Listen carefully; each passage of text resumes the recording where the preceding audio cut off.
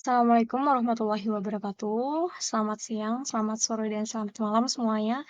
Bertemu lagi dengan saya Rima Latara. Di sini kita akan mempelajari tentang materi ekonomi yang membahas tentang konsep ketenaga kerjaan. Jadi, berdasarkan Undang-Undang Nomor 13 Tahun 2003 tentang ketenaga kerjaan adalah segala hal yang berhubungan dengan tenaga kerja pada waktu sebelum, selama, dan sesudah masa kerja.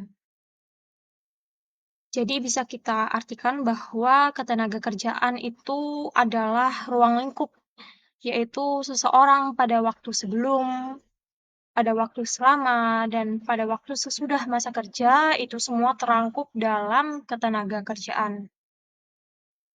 Oke, selanjutnya kita akan membahas tentang tenaga kerja atau manpower. Nah, tenaga kerja ini juga dibahas pada Undang-Undang Nomor 13 Tahun 2003 tentang ketenagakerjaan. Yaitu, tenaga kerja ialah setiap orang yang mampu melakukan pekerjaan guna menghasilkan barang atau jasa, baik untuk memenuhi kebutuhan sendiri maupun masyarakat. Sedangkan menurut Badan Pusat Statistik atau BPS, tenaga kerja adalah semua penduduk yang berada dalam usia kerja berumur 15 sampai 65 tahun. Nah, jadi tenaga kerja itu dibagi menjadi 3 jenis. Yang pertama yaitu tenaga kerja terdidik. Yang kedua, tenaga kerja terlatih. Dan yang ketiga yaitu tenaga kerja yang tanpa terdidik dan tanpa terlatih. Nah, apa yang dimaksud dengan tenaga kerja terdidik?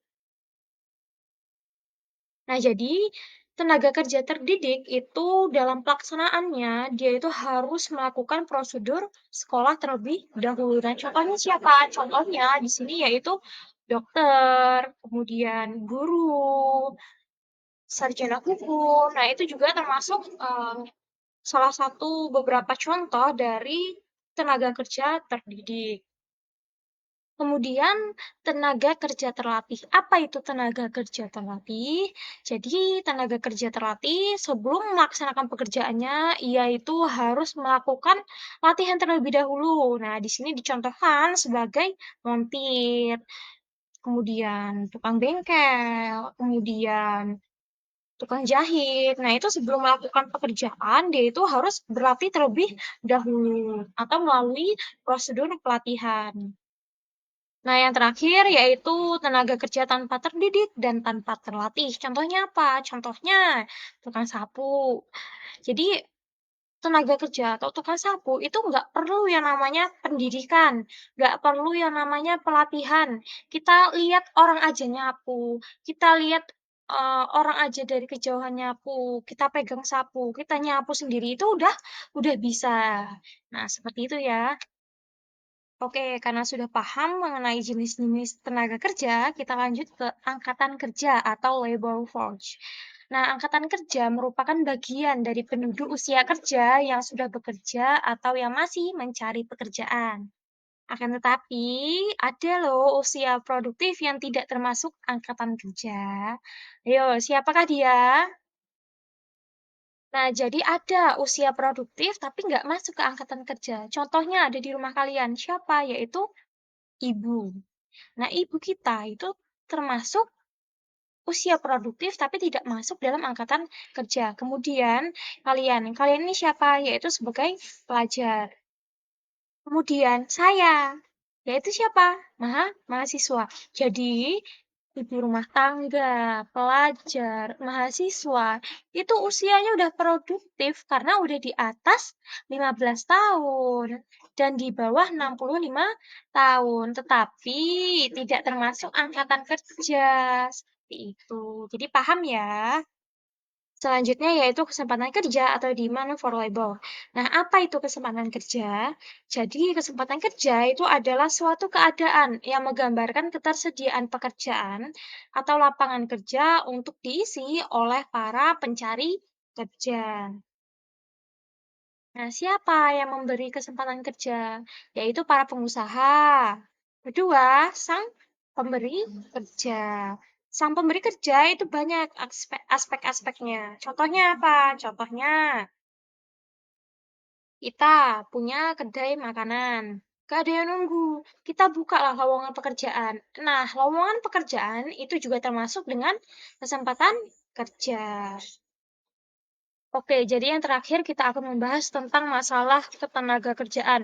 Di sini dijelaskan ada tiga. Yang pertama adanya rendahnya sumber daya manusia.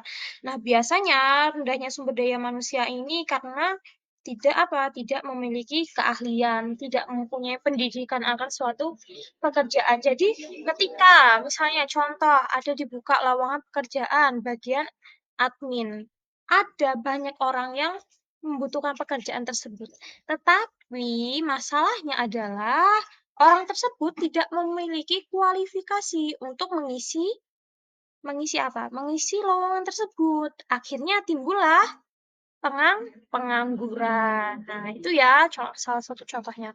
Kemudian yang kedua yaitu gaji atau upah tidak sesuai. Contohnya di Palembang itu banyak orang yang ingin masuk pekerjaan. Tetapi dibukalah satu industri yang membutuhkan tenaga kerja.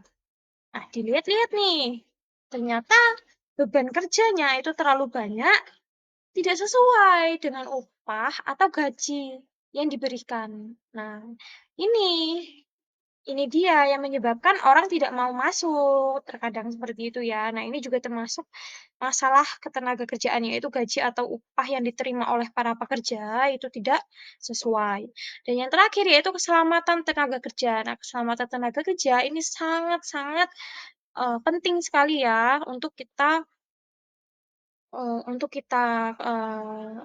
memasuki dalam pekerjaan tersebut. Jadi buat apa kita bekerja tapi kalau nyawa kita itu terancam.